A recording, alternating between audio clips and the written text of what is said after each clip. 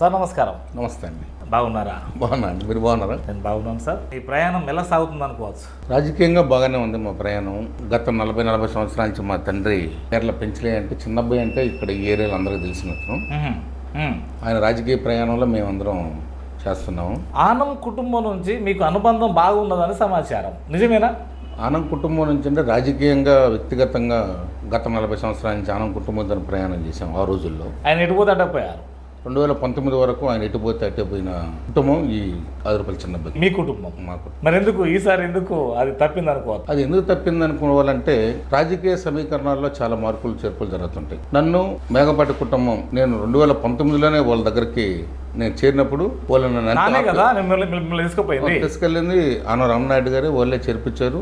చేర్పించిన తర్వాత కూడా మేఘపాటి కుటుంబంతో అనుబంధం స్టార్ట్ అయ్యి మా యొక్క వ్యక్తిత్వాన్ని మా యొక్క నిష్కలమైన మనసును గమనించి దివంగత మంత్రివర్యులు అన్న లాంటి వారు గౌతమ్ రెడ్డి గారు, పెద్దలు రాజమోహన్ రెడ్డి గారు నన్ను దగ్గరికి చేర్చుకొని ఈ చేదర్ల జెడ్పీటీ స్థానాన్ని జనరల్ స్థానమైన ఒక బీసీ బిడ్డని నిలబెట్టి గెలిపించాలని వాళ్ళు పడిన తాపత్రయం, వాళ్ళు పడిన కృషి ఇప్పటికే మేము మర్చిపోలేము. ఎందుకు మర్చిపోలేమంటే 2019లో ఈ మండలంలో దాదాపు 2200 మైనస్ వైసీపీ ఇంతలో గాలిలో కూడా.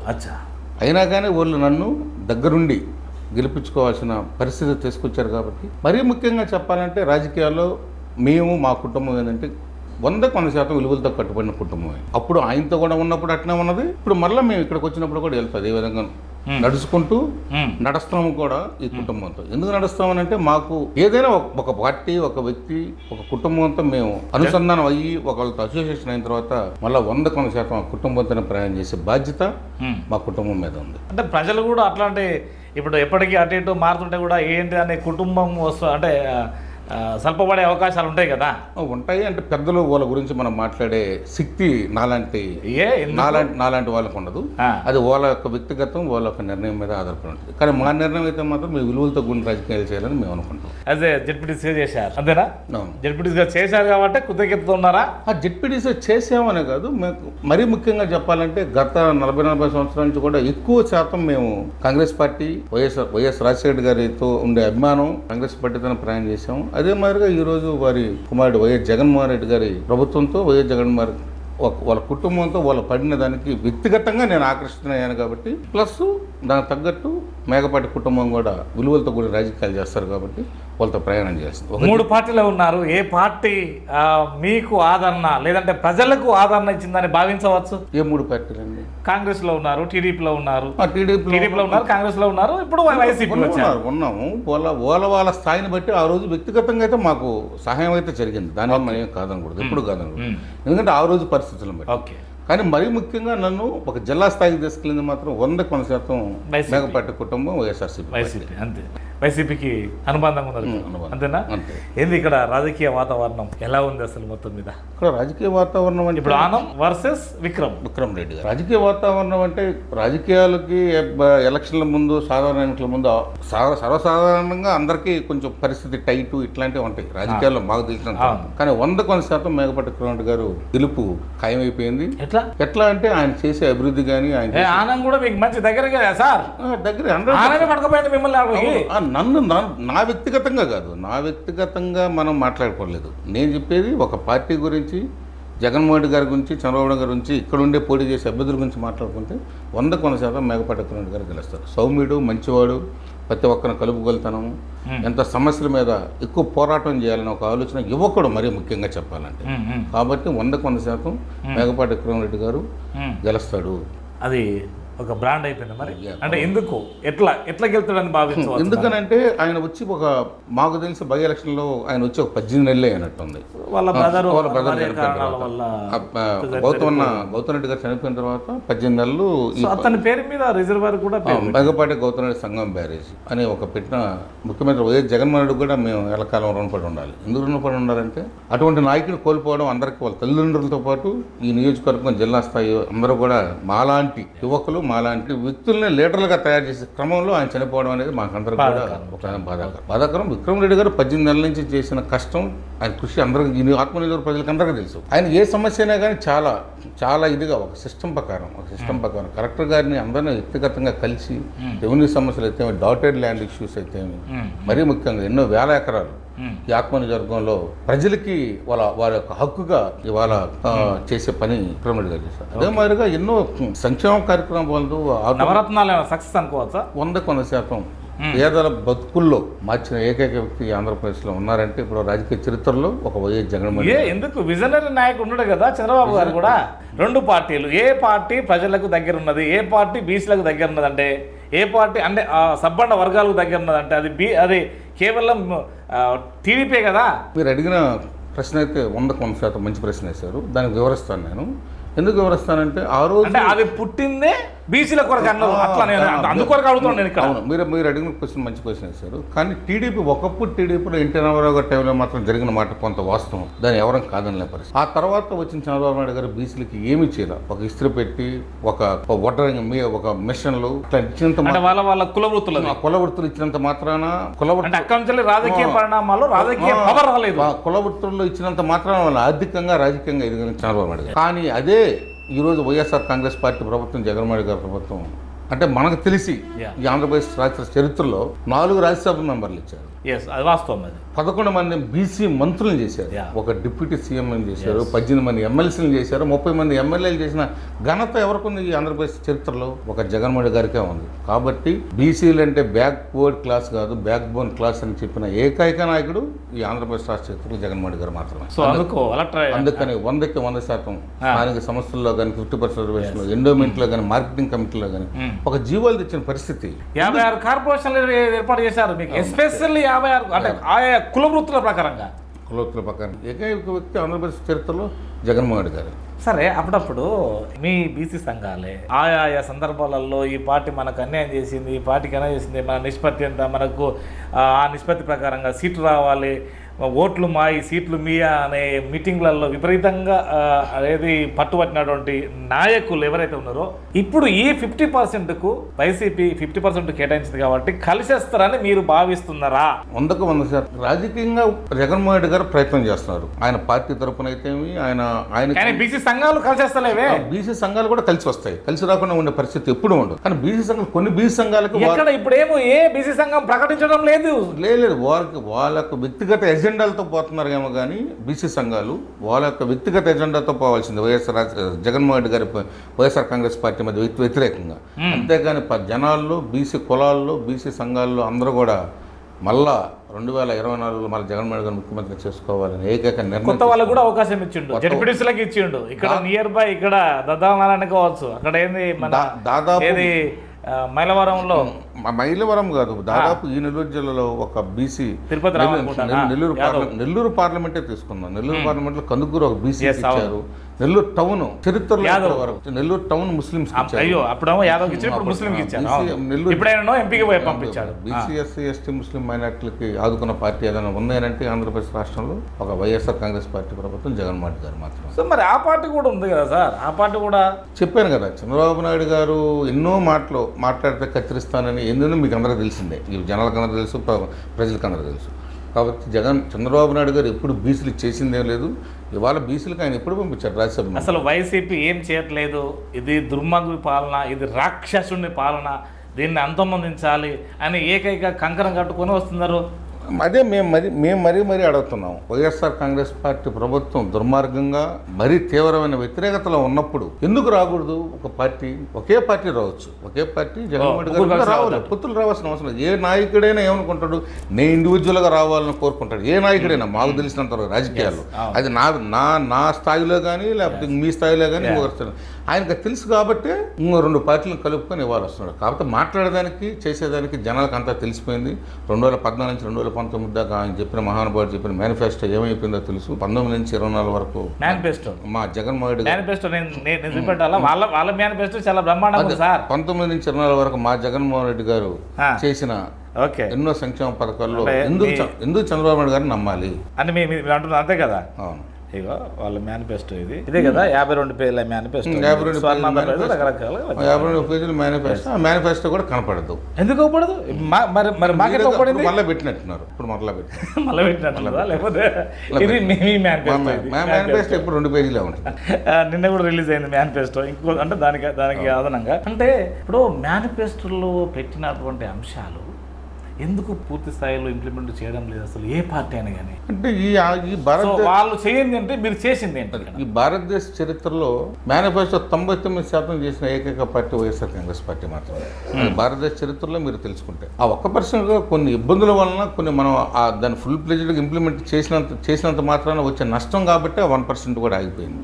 కాబట్టి 99% చేసిన పార్టీ వైఎస్ఆర్ కాంగ్రెస్ పార్టీ. మరి ఎందుకు టీడీపీ కూడా చేసింది కదా, ఉద్యోగాలు బాబాతో జాబ్ వస్తా అని చెప్పిండ్రు, స్వర్ణాంధ్రప్రదేశ్, కొత్త రాజధాని, ఇవన్నీ బాబు వస్తే జాబులు ఏమొచ్చాయి? జాబులు వచ్చుంటే ఈరోజు నిరుద్యోగం దేనికి ఉంటుంది? మళ్ళీ ఎందుకు మెగా డిఎస్? కొత్త రాష్ట్రం కదా, కొత్త రాష్ట్రం, కొత్త చదువుకోవద్దా? చదువుకున్న లోపల ఎంతమందికి ఉద్యోగాలు ఇచ్చారు?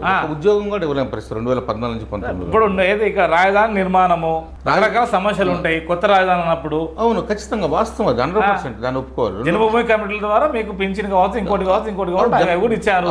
జన్మభూమి కమిటీల వల్ల ఈ రాష్ట్ర పరిస్థితి ఈ విధంగా తయారైంది. జన్మభూమి కమిటీ దానికి ఇవాళ అదే వైఎస్ఆర్ కాంగ్రెస్ పార్టీ ప్రభుత్వం వాలంటీర్లతో నేరుగా లబ్ధిదారులకే, ఎవరితో పని లేదు, ఒక నాయకుడితో కూడా సంబంధం లేకుండా నేరుగా వాళ్ళే వాళ్ళకి బెనిఫిషరీస్ తీసుకొని లిస్ట్ ఇచ్చే పరిస్థితి. టీడీపీ లేదు, వైసీపీ లేదు, ఇంకో పార్టీ లేదు. అట్లాంటి వ్యవస్థని తీసుకురావాలన్న కోరిక జగన్మోహన్కి ఉంది కాబట్టే జరిగింది. జన్మభూమి కమిటీలు మారి ఇంతకుముందు సంతకాలు పెట్టి పెన్షన్లు ఇవ్వడం, సంతకాలు పెట్టి ఇల్లు ఇవ్వడం అట్లాంటిది మా పార్టీలో లేదు. మా పార్టీ మొత్తం ఒకే సమానంగా పేదల పార్టీలో ఉద్యోగాలు రాలేదు, ఉద్యోగాలు వచ్చాయి, సచివాలయ ఉద్యోగాలు మా పార్టీ ఇచ్చిన 1,40,000 ఉద్యోగాలు ఇచ్చిన ఘనత వైఎస్ఆర్ కాంగ్రెస్ పార్టీ ప్రభుత్వం ఉంది. సచివాలయ ఉద్యోగాలను ఎవరిచ్చారు? వైఎస్ఆర్ కాంగ్రెస్ పార్టీ ప్రభుత్వం. సచివాలయ వ్యవస్థ ఇవాళ మనలో ఎంఆర్ఓ వాళ్ళకి, ఎండి వాళ్ళకి, ఆర్డీ వాళ్ళకి, కలెక్టర్ దగ్గరికి పోకుండానే ఏ ఊర్లో ఆ ఊర్లో పని అయ్యే పరిస్థితిని తీసుకొచ్చిన ఘనత జగన్మోహన్ గారికి మాత్రం దక్కింది. ఎందుకు ఆలోచన చేయలేకపోయారు చంద్రబాబు నాయుడు? 40 సంవత్సరాల చరిత్ర ఉందంటున్నారు. ఎందుకు ఆలోచించే? పేదల మార్పు తేవాలి, వాళ్ళ జీవితంలో మార్పు తేవాలంటే ఎన్నో కష్టపడే, ఎందుకు ఆలోచన చేయలేకపోయారు అతను ఆ రోజు? సో దీనివల్లనైనా వాళ్ళు ఎన్నుకోబోయారు, మీరు ముందుకు వచ్చారు. అయినా కానీ 2019లో గాడుపు వైసీపీకి బాగున్నది, అంతకన్నా ముందు జైలు పోవడం జరిగింది. ఇవన్నీ సమీకరణల వల్లనే 151 వచ్చినాయి. ఇప్పుడు ఎంత అని భావించవచ్చు మనం? ఖచ్చితంగా జగన్మోహన్ గారు ఇచ్చిన పిలుపుకి మీరు ఏకపిస్తున్నారా? వైనాట్ 175 అనేది మాత్రం జరగలేదు అని మాత్రం చెప్పలేము. అంతేనా? ఇక్కడ సమస్యల పట్ల ఎక్కువ శాతం టీడీపీ వస్తేనే సమస్యల పరిష్కారం అన్నారు, కానీ మీరేమో వైసీపీ అంటున్నారు. పేదలకు మేలు జరిగింది, ఏ ప్రభుత్వాలు అంటే పాలసీని ఇంప్లిమెంట్ చేశాయి, వాళ్ళ ఆర్థిక జీవన విధానం మెరుగుపడింది, ఏ పార్టీలు అనుకోవచ్చు, ఏ ప్రభుత్వం అనుకోవచ్చు? 100% మీకు ఇప్పుడే చెప్పాను నేను. జీవన ఆర్థిక విధానం అంటే మనం మార్పులు ఎక్కడ తేవాలి? పేదల జీవితాల్లో మార్పులు తేవాలి. పేదల జీవితాల్లో మార్పులు తేవాలంటే ఇవాళ వైఎస్ఆర్ ఆసరా, వైఎస్ఆర్ చేయూత, వైఎస్ఆర్ 0 వడ్డీ పథకం, పెన్షన్, దాంతోపాటు ఇక్కడ విద్య, వైద్యం అనేది కీలకం. అంటే ఇప్పుడు వాళ్ళు చేయండి ఏంటి, మీరు చేసింది ఏంటి? ఇక్కడ విద్య, ఇవాళ ఇంతకుముందు గవర్నమెంట్ స్కూల్స్లో ఎంతమంది చదివేవాళ్ళు మీకు తెలుసు. గవర్నమెంట్ స్కూల్స్లో పోయేవాళ్ళు లేని పరిస్థితి. గవర్నమెంట్ స్కూల్స్లో ఉన్నారో లేరో కూడా తెలియదు. మీరు ఏ స్కూల్లో చదువుకున్నారు? నేను కూడా గవర్నమెంట్ స్కూల్లో చదివాను. ఇవాళ పరిస్థితి నాడు నేడును పెట్టి గవర్నమెంట్ స్కూల్ ఆల్మోస్ట్ కార్పొరేట్ స్కూల్స్కి ధీటుగా ఇవాళ డిజిటల్ క్లాస్ రూమ్స్. మరి ఎందుకు ఉద్యోగస్తుల పిల్లలు కావచ్చు, మీ పోటీ రాజకీయ నాయకుల పిల్లలు కానీ ఇంకెందుకు ప్రభుత్వ స్కూల్కి పోతలేరు? ఖచ్చితంగా పోవాలి, ఖచ్చితంగా చేరాలి. ప్రభుత్వ స్కూల్ని మనం ఎంకరేజ్ చేయాలి. ఎందుకు ఎంకరేజ్ చేయాలంటే ఇవాళ నాడు నేడుకు కొన్ని వేల కోట్లు నాడు నేడు స్కూల్లో ఖర్చు పెట్టి ఏ ఊరికైనా ఏ గ్రామానికైనా వెళ్ళండి. ఇవాళ ఆ స్కూల్స్ కార్పొరేట్ స్కూల్కి ఆల్మోస్ట్ వాళ్ళు దాదాపుగా వైద్య విషయంలో నాడు నేడులో మన గత 4 నెలల నుంచి జగనన్న ఆరోగ్య సురక్ష అని ఒక కార్యక్రమాన్ని తీసుకొని జగనన్న ఆరోగ్య సురక్షని ఏ విధంగా ఇంప్లిమెంట్ చేశారో ఈ ఆంధ్రప్రదేశ్ రాష్ట్రంలో తెలుసు. నేరుగా మన ఇంటికే ఫ్యామిలీ డాక్టర్ చేసి మనకు బీపీ, షుగర్, ఐదు టెస్టులు, కంటి పరీక్ష అన్ని ఎన్నో చేసి మనకు ఒక ఫైల్ తయారు చేసి ఆ ఫైల్ మనకు వచ్చినప్పుడు అవసరం వచ్చినప్పుడు వాళ్ళే వచ్చి వైద్యం అందించే పరిస్థితిలో ఈ ఆంధ్రప్రదేశ్ ప్రభుత్వం ఉంది. కాబట్టి మళ్ళీ పేద ప్రజలైతేమి, ఎవరైతే బడుగు బలహీన వర్గాలు అందరూ 100కి 100% రాబోయే కాలంలో పరిణామాలు ఎలా ఉంటాయి అనుకోవచ్చు. వైఎస్ఆర్ కాంగ్రెస్ రాబోయే కాలంలో పరిణామాలు ఏమో ఉండవు. ఎందుకంటే అప్పు తీసుకొస్తున్నాడు, అప్పు పెంచాడు, తలెంత పెట్టాడు, తర్వాత ఏదే డైరెక్ట్ డీబీటీ ద్వారా ఏదే అకౌంట్లోకి వేస్తాను. అప్పు తీసుకొచ్చేయడం పెద్ద సుతారమా? లేదు, మీరు అడిగిన దానికి కరెక్టే. అప్పు తీసుకురావడం అని అంటే రెవెన్యూ జనరేషన్ జరుగుతూ ఉంది. రెవెన్యూ ఇవాళ ఆర్థికంగా మనకి ఈ ఆంధ్రప్రదేశ్ రాష్ట్రంలో రెవెన్యూ జనరేట్ చేస్తున్నారు. రెవెన్యూ జనరేషన్ క్రమంలో కొద్దిగా టైం పడుతుంది. ఇవాళ పోర్టులు జరుగుతున్నాయి, మెడికల్ కాలేజీలు జరుగుతున్నాయి, ఫిషింగ్ హార్బర్లు జరుగుతున్నాయి. ఇవన్నీ ఎక్కడ జరుగుతున్నాయి? ఇవన్నీ జరిగింది జగన్మోహన్ రెడ్డి గారి ప్రభుత్వంలోనే.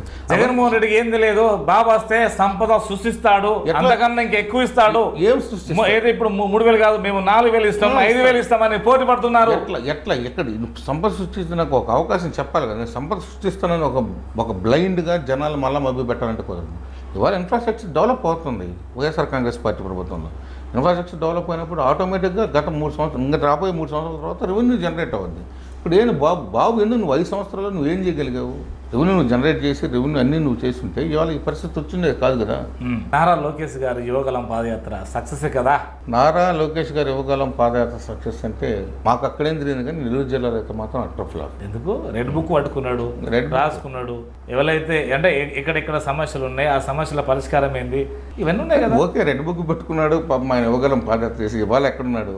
ఇవాళ ఓన్లీ మంగళగిరికే పరిమితమైన పరిస్థితి. ఇంకా మీరు మనం దానికే మనం అర్థం చేసుకోవాలి. షర్మిల గారు రావడం వల్ల ఎవరికి మేలు జరుగుతుంది? ఆంధ్ర ఆడపడుచు, తెలంగాణ కోడలు. షర్మిల రావడం గారి వల్ల చంద్రబాబు నాయుడు కోవట్లే, వీళ్ళందరూ కూడా చంద్రబాబు నాయుడు గారు కోవట్లే కాబట్టి అట్లా అంటారు సార్. అది 100%. ఇప్పుడు జగన్ గారు జైలు ఉన్నప్పుడు షర్మిల గారే కదా పాదయాత్ర చేసింది. చేశారు, ఆమె కదా గవర్నమెంట్ ఫామ్ చేయడానికి ఆమె వంతు కూడా ఉంది. దానికే 100% వైఎస్ఆర్ కాంగ్రెస్ పార్టీ నాకే ఎప్పుడు వ్యతిరేకం కాదు. కాకపోతే జగన్మోహన్ గారు అన్ని ఆయనకుండే ప్రయారిటీ వేరు. ఆయనకుండే ప్రయారిటీ బీసీలు, ఎస్సీ, ఎస్టీ, మైనార్టీలను అందరూ తీసుకురావాలి.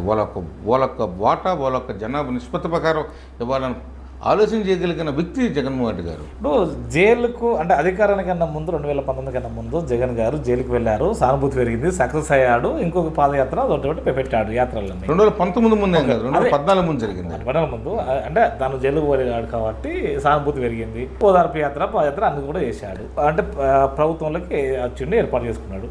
ఇప్పుడు చంద్రబాబు నాయుడు గారు కూడా జైలుకు వెళ్ళారు కదా, ఇతను కూడా సానుభూతి పెరుగుతుంది కదా, ఇతను కూడా ఫామ్ చేసుకుంటాడు కదా. ఆయనకు అంత సానుభూతి ఉంటే 2 రోజుల కల్లా ఈయన సినిమా హీరో పవన్ కళ్యాణ్ పోయి ఆ జైలు దగ్గర పొత్తు ప్రకటించాల్సిన అవసరం లేదు. లోకేష్ని పూర్తిగా పక్కన పెట్టేసి లోకేష్కి ఎటువంటి భవిష్యత్తు లేకుండా చేసిన పార్టీ అది. వాళ్ళ నాన్న, వాళ్ళ తండ్రి.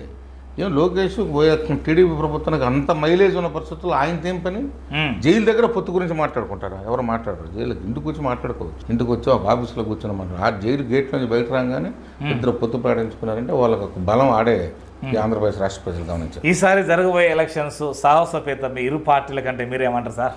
ఖచ్చితంగా ఎప్పుడు ఇరు పార్టీలకు సాహసోపేతమేనా? ఇరు పార్టీలే సాహసోపేతం. ఎప్పుడైనా కూడా సాధారణ ఎన్నికలు ఇదే మాదిరిగా ఉంటాయి. ముందు మనందరం నేను 6-7 ఎలక్షన్లు నేను చూసాను చాలా దగ్గర. ఎప్పుడైనా ఇదే మాదిరిగా ఉంటుంది. నువ్వా నేనా అన్న పరిస్థితి, భారీ మెజార్టీతో గెలిచే పరిస్థితుల్లో కూడా నువ్వా నేను అన్నట్టే ఉంటుంది. అంటే జనాల స్పందన అది ఎప్పుడు అది ఒక నైజం. అది ఎవరు చెప్పరు. ఈ ఆంధ్రప్రదేశ్ రాష్ట్రంలో ముఖ్యమంత్రి జగన్మోహన్ రెడ్డి గారు చేసిన సంక్షేమ పథకాలు పేద బడుగు బలహీన వర్గాల ప్రజలు 100కి 100% మే 13వ తేదీ ఫ్యాన్ గుర్తుకు ఓటేస్తారు అని భావించవచ్చా? దాంట్లో ఎటువంటి తెలంగాణ ఎలక్షన్స్ తారుమారైనాయి. దాదాపు 3వ దఫా ఎలక్షన్లో వాళ్ళు విఫలమయ్యారు. ఇక్కడ అంటే అక్కడ సరే మార్చుకుంటా లేదా అక్కడి ప్రభావం ఇక్కడ పడుతుంది కదా. పడదండి, ఇక్కడేం పడదు. అక్కడ వేరు, ఇక్కడ వేరు. అక్కడ ప్రభావం ఇక్కడ పడే పరిస్థితి ఉండదు. అవన్నీ మామూలు ఊరిని అనుకునే మాటలే తప్ప పడే పరిస్థితి. వాలంటరీ వ్యవస్థ పక్క పెట్టడానికి గల కారణం ఏంటంటే వాళ్ళు మీ పార్టీకి కార్యకర్తలాగా పనిచేస్తున్నారు అనే ఉద్దేశమే కదా ఇక్కడ. అది వాలంటీర్లు కార్యకర్తలాగా పనిచేస్తున్నారు మీ పార్టీకి అని అంటే వాస్తవంగా చెప్పాలంటే దానికంటే ముందు మనం కొంచెం గమనించాల్సిన పరిస్థితి ఉంది. కరోనా టైంలో భారతదేశ చరిత్రలోనే అత్యధికంగా సేవలు అందించిన రాష్ట్రం ఏదైనా ఉందంటే ఆంధ్రప్రదేశ్ రాష్ట్రం. అది కేవలం వాలంటీర్ల వ్యవస్థ వల్లనే మనం అందరం గమనించాల్సిన పరిస్థితి. ఎందుకు గమనించమంటున్నాం అంటే వాలంటీర్ లేకపోతే ఆ రోజు పోయి వాళ్ళకి సేవ చేసే పరిస్థితి కూడా లేదు. కొన్ని రాష్ట్రాల్లో చాలా దారుణమైన పరిస్థితి.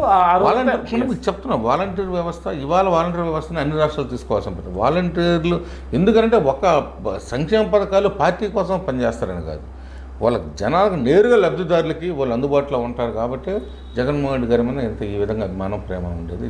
అప్పుడు అంటే సరే మీ ప్రభుత్వం కావచ్చు, లేకపోతే ఆరోగ్య శాఖ కావచ్చు, అంటే అందులో అంగన్వాడీ నుంచి అందరు కూడా ఇటు సచివాలయ సిబ్బంది కావచ్చు, అంటే పని అయితే చేశారు.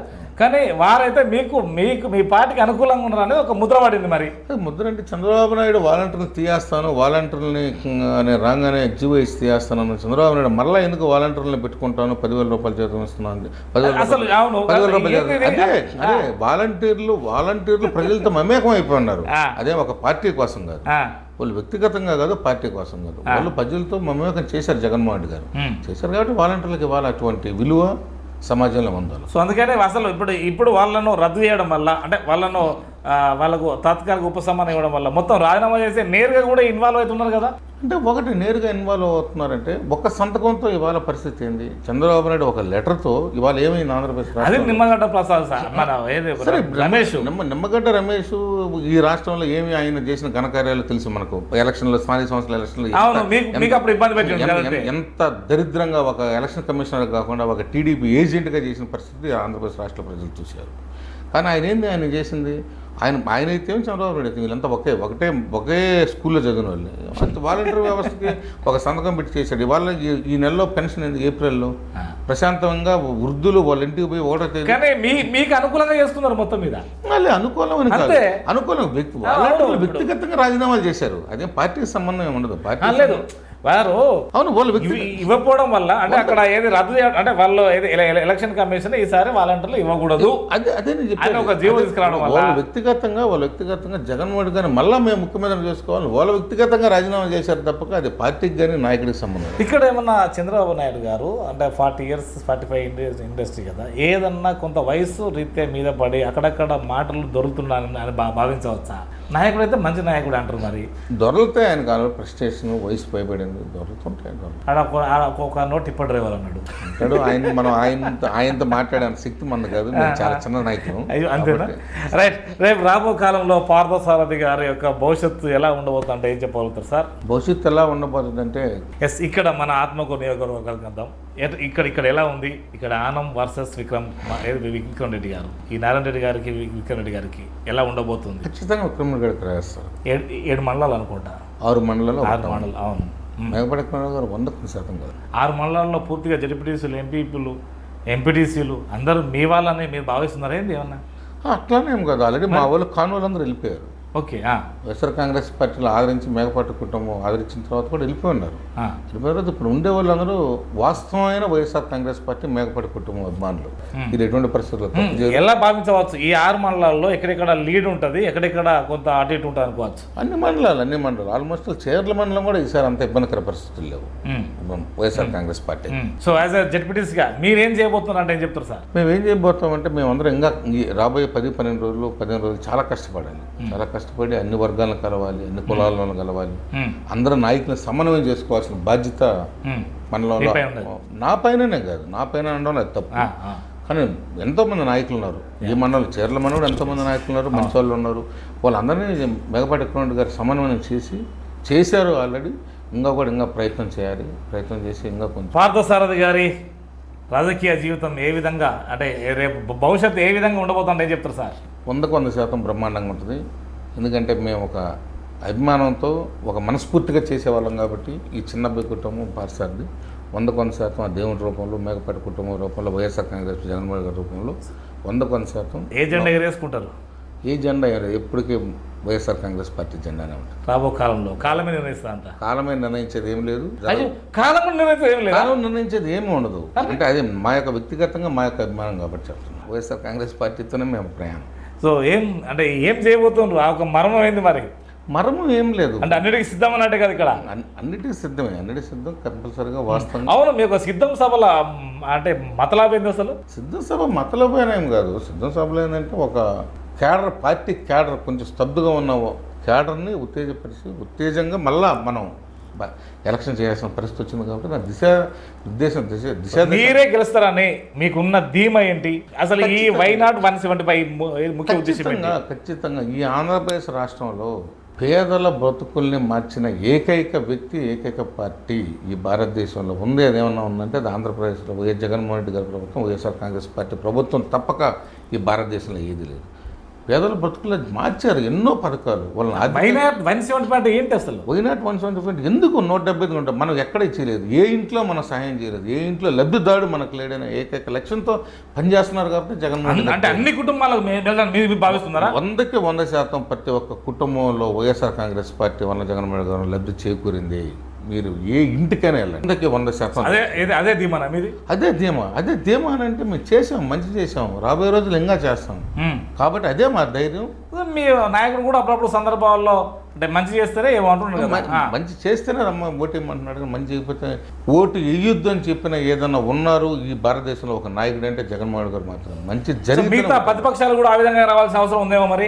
వాస్తవంగా వాళ్ళు మంచి చేస్తే వాళ్ళు కూడా 2019 40 సంవత్సరాల నుంచి ఉన్నారు, 14 సంవత్సరాలు ముఖ్యమంత్రిగా ఉన్నారు. ఆయన కూడా చెప్పొచ్చు, ఒక స్లోగన్ ఇవ్వచ్చు కదా, నా వల్ల కూడా మంచి జరుగుంటే రండి అని. మోడీ గారు కూడా అట్లనే చెప్పాలి, చెప్పచ్చు. రాహుల్ గారు కూడా అట్లనే చెప్పాలి. కానీ ఎందుకు చెప్పలేకున్నారు? వాళ్ళు ఎవరు మంచి చేయలేదు అంటే ఇక్కడ నుంచి మొదలైంది అనుకోవచ్చా మరి ఏమన్నా? ఖచ్చితంగా ఈ పదము ఖచ్చితంగా మన రాజకీయాల్లో ఒక కొత్త నిర్వచనం చేసిన వ్యక్తి జగన్మోహన్ గారు. మీరు చూశారు కదా, పాదసారి మాత్రం ఇక్కడ మా ప్రాంతంలో వైఎస్ఆర్ జెండాను ఎగరవేస్తామని ఒక దీపం మాత్రం వ్యక్తం చేస్తున్నారు. చూద్దాం కాలం మీద నిర్ణయిస్తుంది. నమస్కారం సార్. నమస్తే అండి, థ్యాంక్ యూ.